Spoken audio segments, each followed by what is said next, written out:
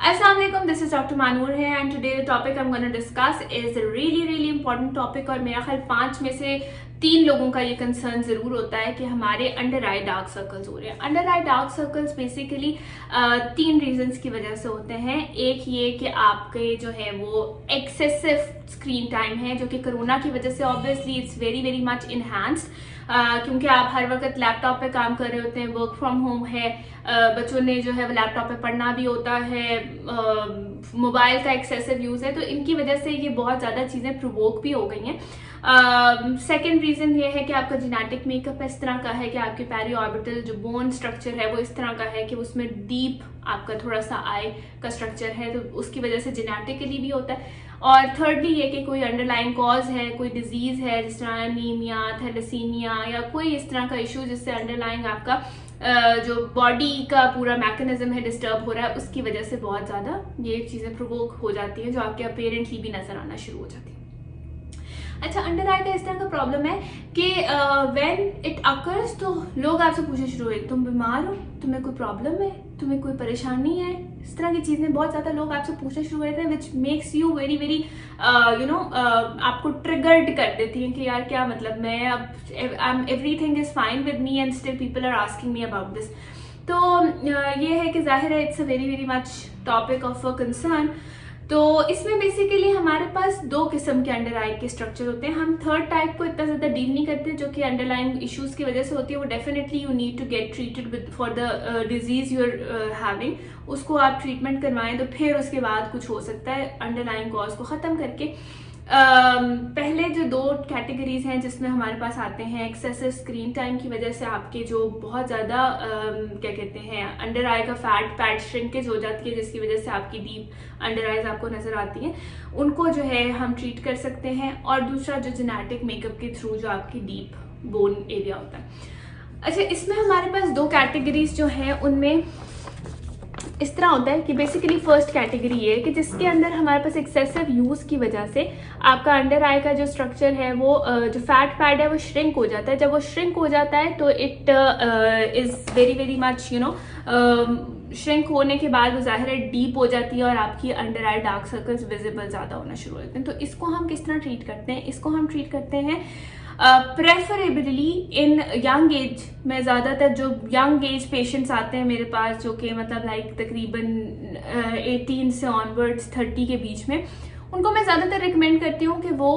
PRP या PRF करवाएं। ठीक है, PRF इज़ मोर सूटेबल और PRP भी जो है वो इसके लिए सूटेबल होती है। What does this do? अच्छा, PRP या PRF आप इसके अंदर इंजेक्ट करते हैं तो it basically enhances the structure of your fat pad. जब फैट पैड का स्ट्रक्चर इन्हांस होता है तो वो जो आपकी श्रिंकन फैट पैड होता है वो थोड़ा सा फ्लफ हो जाता है, फ्लफ अप होता है, तो वो आपकी वो स्पेस को फिल करता है और आपकी स्किन को रेज कर देता है। When your skin is raised, तो फिर क्या होता है कि स्किन रेज होने के बाद आपके जो वो डार्क सर्कल्स हैं वो काफ़ी विजिबली रिड्यूस होना शुरू हो जाते हैं। It doesn't happen in a 1 day और 1 नाइट। इसमें यह है कि डेफिनेटली रिक्वायर्स मल्टीपल सेशंस के, आपको 2 से 3 सेशंस जो है वो रिक्वायर्ड होते हैं जिसके अंदर आपका रीजनरेशन ऑफ फैट पैड हो जाती है and your under eye gets rejuvenated और वो दोबारा से जो है वो क्या कहते हैं ठीक हो जाती है।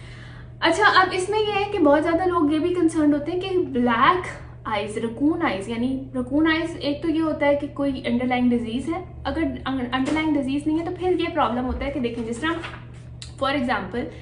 एक मैं किसी चीज़ पे शैडो डालती हूँ, जब हमारी अंडर आई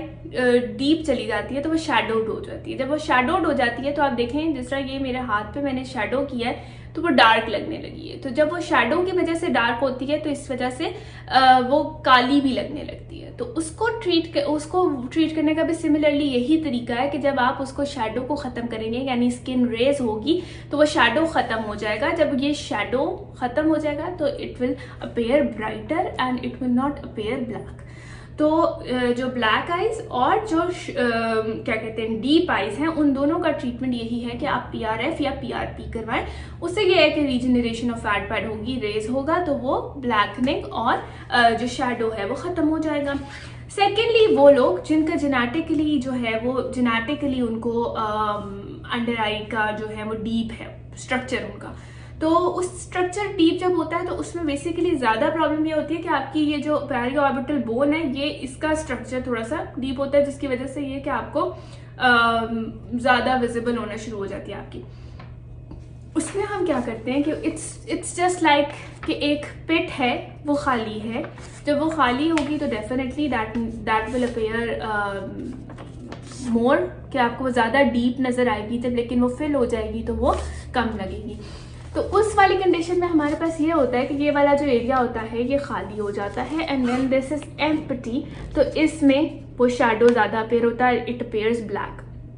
तो हम क्या करते हैं कि इसके अंदर हाइलुरोनिक एसिड के फिलर्स को इंजेक्ट कर देते हैं, जिस ना कोई गड़ा होता है उसको हम फिल कर देते हैं तो वो फ्लैटन अप हो जाता है और उसमें जाहिर है हमें शैडो या नीचे से वो ब्लैकन नहीं नज़र आता। सिमिलरली इसमें भी हम यही करते हैं कि इसमें हम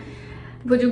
आपका रीजन होता है उसको हाइलुरोनिक एसिड के फिलर से फिल कर देते हैं and then it fills up and then वो रेज हो जाता है and again the problem is solve.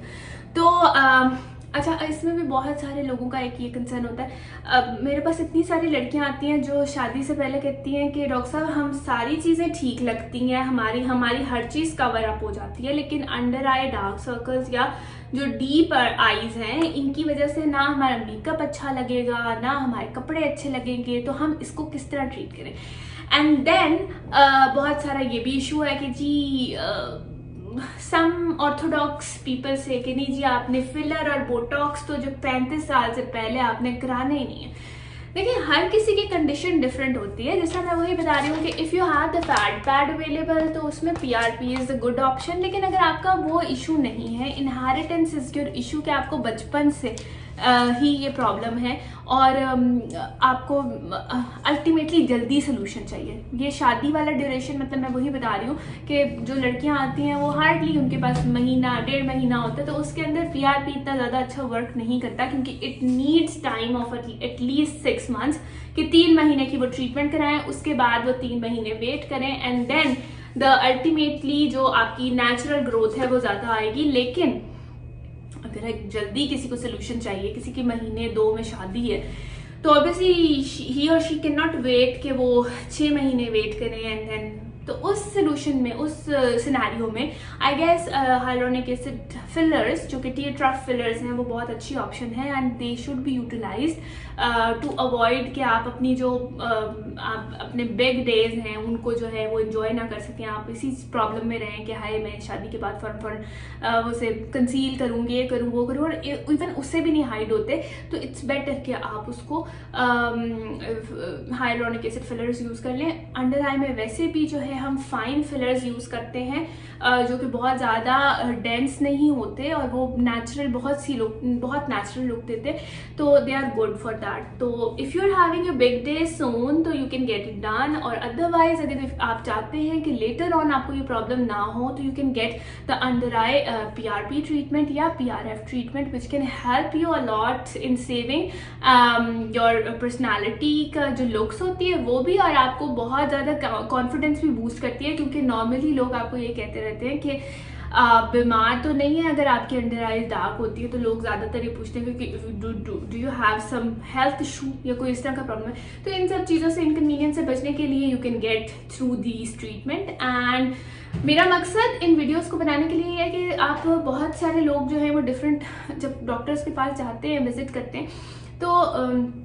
Most of the time they are not explain so well कि उन्हें बताया नहीं जाता कि ये चीज़ इस तरह होती है और इसका ये मैकेनिज्म है। सो इन ऑर्डर कि आप कहीं से भी कुछ भी ट्रीटमेंट करवाएं तो you should be aware of it कि what is it and what you require, and आपको आपके बारे में पता। Hope this video was informative. आपने किसी भी चीज़ के बारे में पूछना हो या कोई क्वेरी हो आपके दिमाग में, तो आप ज़रूर क्वेश्चंस को लीव कर सकते हैं कमेंट्स के अंदर, and I will definitely respond to your questions. Have a nice day. अल्लाह हाफ़िज़।